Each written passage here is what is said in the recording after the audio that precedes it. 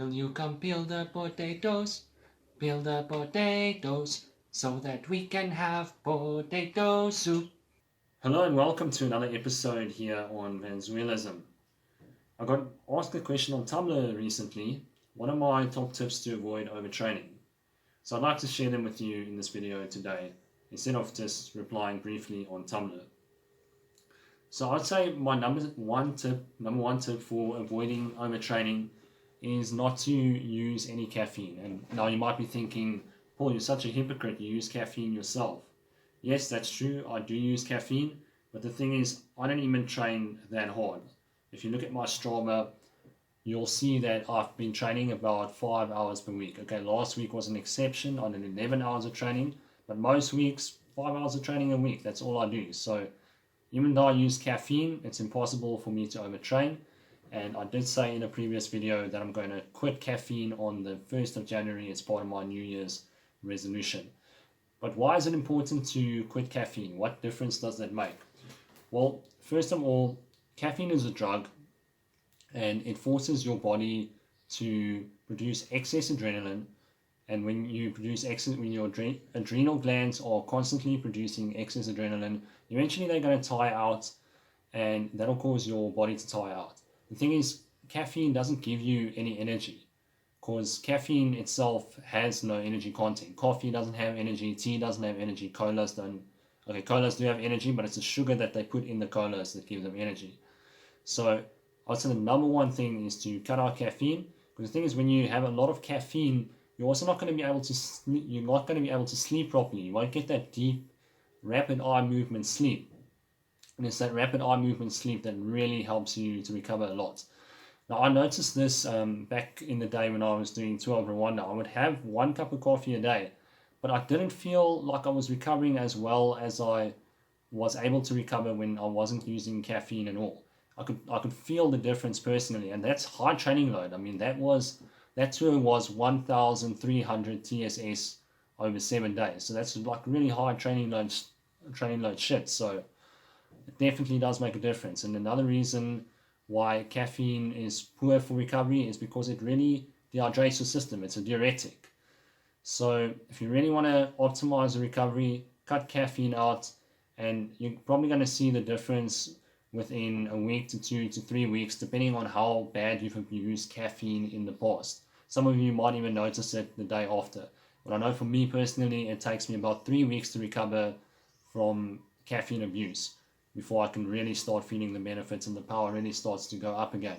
So the second tip that I have for you is keep an eye on your power numbers if you're using a power meter on your bike or your running times. And sometimes you can also keep an eye on your times up the climbs on a bicycle, because you can only go a certain, or your time up a climb on a bicycle is going to obviously decrease when you put down more power. So I would say a good rule of thumb is if your power decreases by more than 10% for a shorter effort, so let's say it's a 3 to 5 minute effort or even shorter than that, then you should just take it easy that day, because you've just been you haven't recovered properly. And that's another thing I want to say. There's no such thing as overtraining. There's only under recovery, because if you're not abusing stimulants or using any drugs, things like that, then your body is naturally going to cap the amount of output that you can do. And for longer efforts, longer efforts for me, I'd say is about 10 minutes or longer. If your power drops by more than 5%, so let's say your threshold is 400 and you're doing a 10-minute interval, and you usually do 420 watts. So 10% of that is 42 watts, and you're struggling on the day. 5% of that is about 20 watts. You're struggling and you're barely holding 400 watts on that day. And so you should take it easy. Maybe just finish that 10-minute interval and then recover your ride home. And then you just do it again when you're feeling better. So my third and final tip for recovery is taking care of your physiological needs. So that's your sleep, water, and carbohydrate needs. You want to be sleeping about 8 hours a night, and it's obviously better if you go to bed earlier, because the hours of sleep that you get before midnight give you better recovery than, so let's say you go to bed at 11 and you sleep till 7 o'clock in the morning. You're going to recover a lot better if you go to bed at 9 o'clock and then you sleep till 5 o'clock in the morning. So it's 8 hours sleep, just different sleeping time. And I'm not exactly sure how and why or why this works this way, but it's just the way that nature designed us. We're designed to go to bed when the sun goes down. So try it for yourself if you don't believe me and see how well it works. So sugar, if you're doing a really hard training ride, you want to be getting 100 grams of sugar per hour, or I'd say about 1.5 grams of sugar per kilo of body weight per hour if you're going really fucking flat out like a stage race or something like that. But if it's a shorter ride, say 2 or 3 hours, then it's okay if you just have 1 gram of sugar per kilo of body weight per hour. And then sleep water sugar, so then your water. Obviously, with water, you want to be urinating clear every hour. Oh, not every hour, sorry. You want to be urinating clear about 10 times per day at least.